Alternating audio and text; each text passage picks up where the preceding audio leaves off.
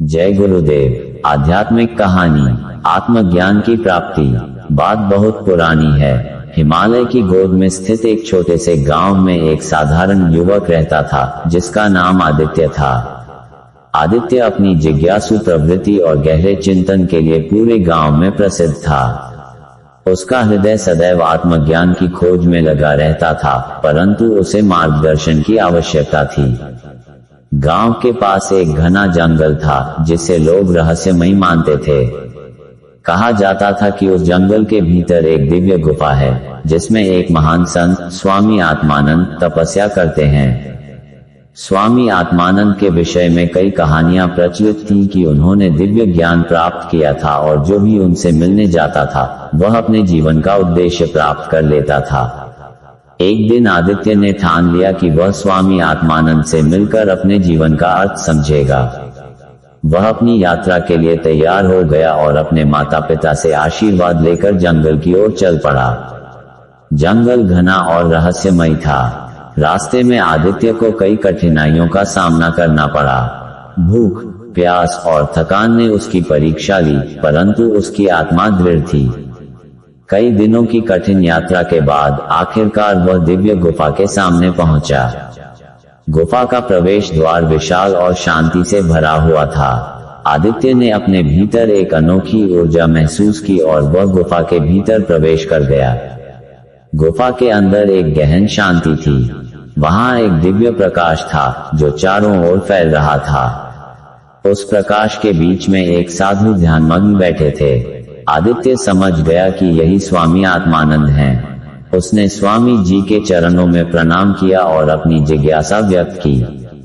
स्वामी आत्मानंद ने आंखें खोली और एक गहरी मुस्कान के साथ आदित्य को देखा।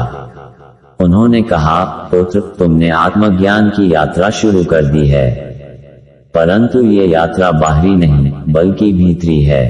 अपने भीतर की यात्रा पर चलो और सत्य को पहचानो।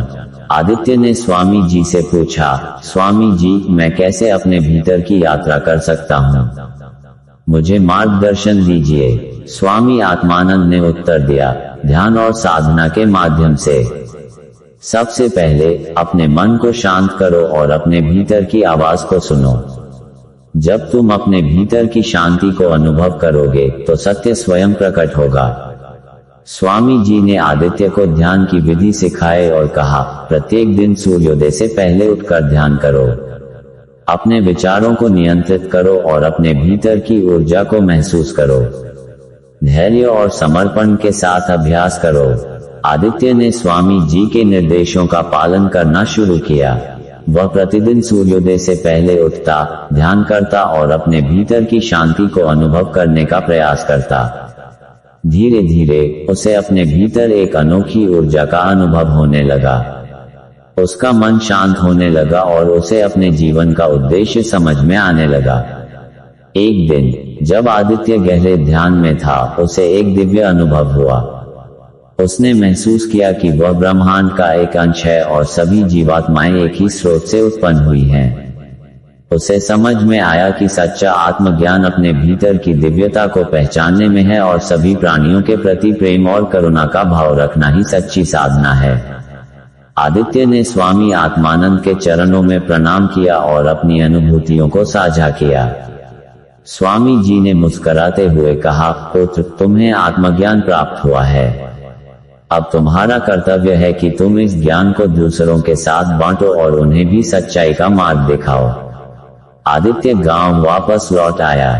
उसका व्यक्तित्व बदल चुका था। वह अब एक दिव्य आत्मा के रूप में गांव वालों के बीच रहने लगा। उसने अपने ज्ञान और अनुभवों को लोगों के साथ साझा करना शुरू किया।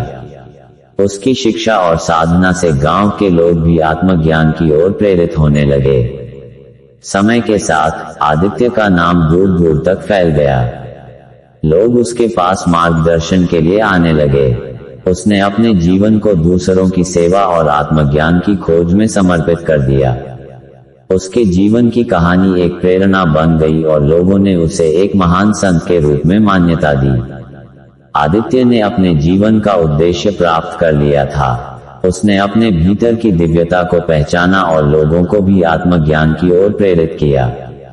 उसकी कहानी ने ये सिखाया कि सच्चा ज्ञान अपने भीतर की यात्रा में है और सभी जीवात्माओं के प्रति प्रेम और करुणा ही सच्ची साधना है। इस प्रकार आदित्य की आत्मज्ञान की यात्रा एक उदाहरण बन गई और उसने अपने जीवन से यह संदेश दिया कि सच्ची शांति और आनंद भीतर की यात्रा में है, न कि बाहरी संसार में। आत्मज्ञान की यह यात्रा अनवरत चलती रहती है, जो जीवन को सार्थक और दिव्य बनाती है। जय गुरुदेव।